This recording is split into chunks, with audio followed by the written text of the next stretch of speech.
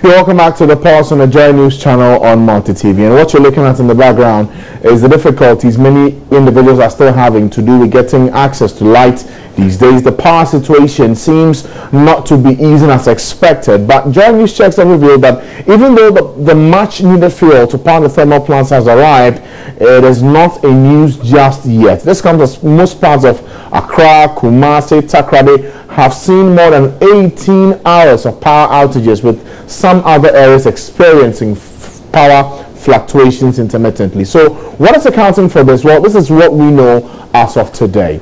And to show you some of the details we have in our infographics today, the challenge is that the country is still suffering a 450 megawatts power deficit. That means that takes care of almost all of Accra plus Tema and Kumasi. Last week we were made to understand that the fuel problem had been resolved. In fact, over 400,000 barrels had been brought in to deal with the challenge of fuel, but the Finance and Acting Power Minister Setepa indicated to us last week that a lot had been done to deal with this challenge. The light crude had been procured from Nigeria, and the complexity in this is that even though the crude is in, it requires some treatment to be done by the VRA before the thermal plant can use them effectively. Even though crude oil was delivered last week Wednesday, our checks indicate that the fuel will be made ready later this week before the thermal plant at Aboase can provide the much needed power. This means that the expected 450 megawatts from that part of the country, the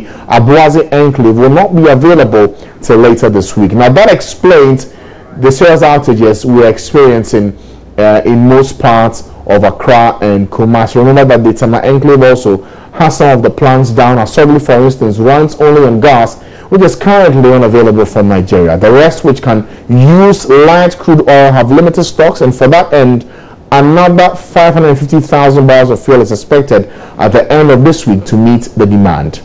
Now, joining us online for more on this story to understand what the problem is the head of communications at the VRA, Madam Gertrude Kumsin. Good afternoon to you, Madam. Thanks for joining us. It seems we've lost her on the line. We'll try and reestablish contact with her to get an update on the doomsday situation in the country. I know many of you have slept in darkness for quite some time. You see the lights come on for an hour or two and then it goes back out. People's businesses are struggling. Homes and families are also having a very difficult time in getting power they need to go about their normal duties. Remember that this has been a problem we've had to deal with for almost 4 years now. We were promised that it will end pretty soon, but still we're looking at fixing the challenge in the country today. The problems continue to be teetering. In fact, beyond the fuel problem and the generation issues we're having in the country today, I can also tell you that there are also some other concerns to do with the transmission lines that are causing system losses, even with the little power that is being generated. Even as the workers of ECG and Gridco are trying to fix that challenge that accounts for the erratic outages as the lights come on for a few hours and is knocked off suddenly. Let's try and get the head of communication at the VRA, Gertrude Kumsin, joining us on the line. Good afternoon to you, madam. Okay, we don't have her on the line as yet. As and when we get her on the line, we'll get you an update on what's happening. We already know the situation as regards the fuel, and we are made to understand that that process of treating that crude oil from Nigeria will be done sometime this week. So we're still expecting that deficit to close by the end of this week, but I know many of you are suffering. So bring us your views on these issues we are bringing to you on the power situation. What's your peculiar situation with the power crisis? Send us your views and comments via social media at Joy News on TV on Facebook, at Joy News on TV also on Twitter. Drop us your comments. We'll be glad to share your thoughts with the rest of the world. In fact, also, if you are on Instagram, you can look for us at Joy News on TV. You can send us your views and comments there as well. We'll be glad to share your thoughts with the rest of the world. I know many of you have your own concerns about doomsday, but make your voice heard. Let us know what you think about these issues, and we'll be glad to share your thoughts with the rest of the world. We also know that today, tied in closely with issues with power in the country today, Joy Business has put together some talks focusing on businesses that are struggling in the country and the solutions to look out for in these very difficult times in the country. We're still looking for the solutions to deal with this challenge in the country today. Well, there's a program that's happening this evening at 5 p.m. At the Alisa Hotel, on the Joy Business Busy Talks. Emmanuel J, who is editor for our Joy Business Desk, joins me now in the studio for more on this particular story. Good afternoon to you, Emmanuel. Good afternoon. First time I'm having you here on the program. How are you doing today?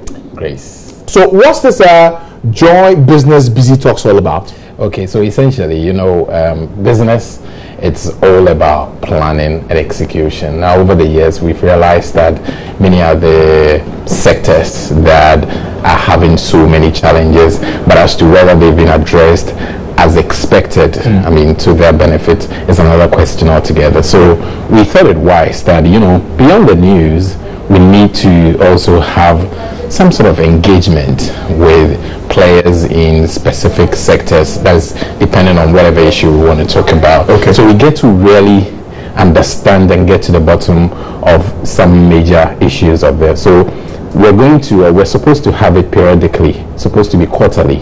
So this is the first or the maiden edition that we're having, and this time around we are actually looking at agribusiness, that is giving the business touch to agriculture as we've always been practicing in this country. So we just want to see how best. We know that agriculture is a very important sector to the economy. Until recent years, it's always been the major contributor to the country's economy in terms of a GDP and all. But services actually overtook it. That's in the last couple of years. And so what we are trying to do is to put the spotlight on agribusiness. Okay. How can we transform the economy by way of agribusiness? Because once it's been the backbone of the economy before, it means that it still has the potential. I'm sure if we start to discuss agribusiness and agriculture in the country, we will spend quite some time on it, because we already know the challenges with the investments from government in that particular sector.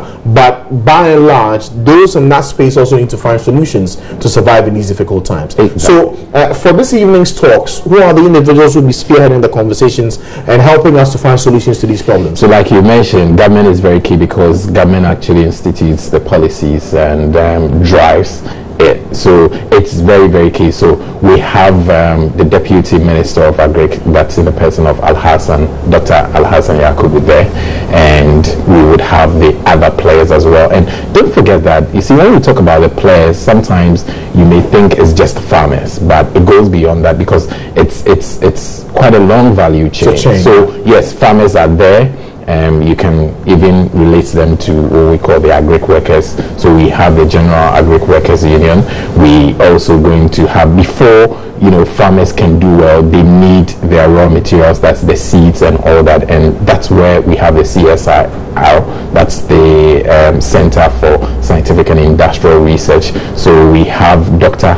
Toto also speaking, and then we have technology obviously plays a critical role in today's agribusiness, business in general, but of course more critical when it comes to agri, because over the years our farmers have always approached agric not with the business sense as we expect, but this time around, how can we are looking at how can they approach farming with a business sense, and that technology is now playing a critical role and all that. So we have Selom Brandt here of M Pedigree, which is a technology company, and then we have several advocacy groups like Agro Mindset. We have the founder also coming there, that's David Asiama and all that. So it's a cross section of players within the agribusiness sector.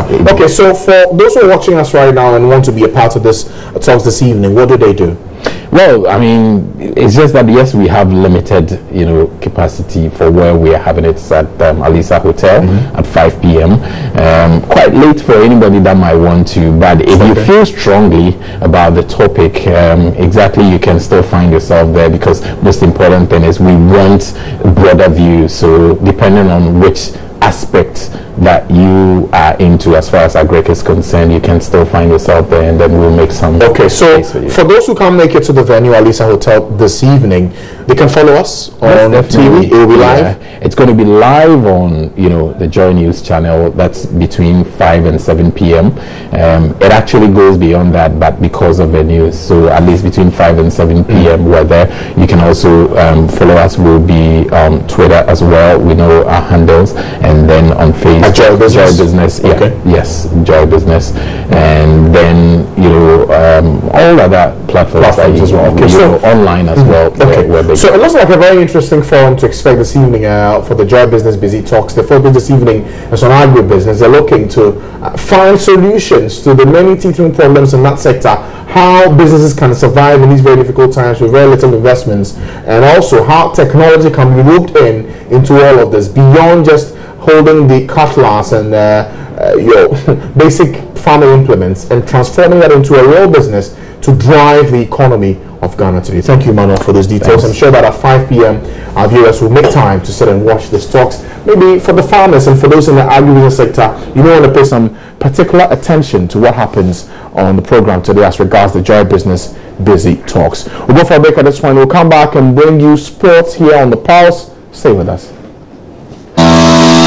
Joy Business, in partnership with Busy 4G, will be holding a discussion on transforming Ghana. Agribusiness to the rescue. We will be asking, will the business of agriculture deliver the aspiration of transforming the economy of Ghana? On the panel are Dr. Alhassan Ahmed Yakubu, Deputy Minister of Food and Agriculture, Solomon Brantier of M Pedigree, David Esiama, Agro Mindset, Dr. Charles Torte of the CSIR. Also on the panel will be Africa Center for Economic Transformation, ACET. Join us at the Alisa Hotel on the 19th of July 2016. Time is 5 p.m. and let's have a conversation. Hashtag Joy Business Busy Talks. The Joy Business Busy Talks live on the Joy News channel, empowered by Joy Business and supported by Busy 4G. Busy making good things happen.